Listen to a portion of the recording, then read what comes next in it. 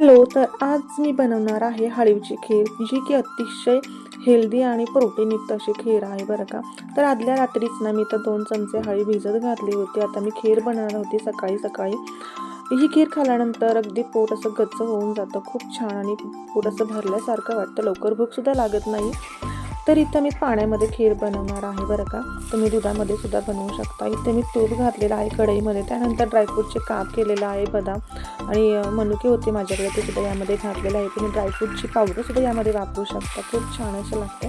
त्यानंतर भिजवलेली हळवी यामध्ये घातली. छानपैकी असं तुपामध्ये भाजून घेतलं आणि पाणी घातलं, कारण मी जी खीर जी आहे ती गुळामध्ये बनवणार आहे, त्यामुळे मी इथं पाणी घातलं आहे. साखर तुम्ही यामध्ये वापरणार असाल तर वापरू शकता तुमच्या आवडीनुसार.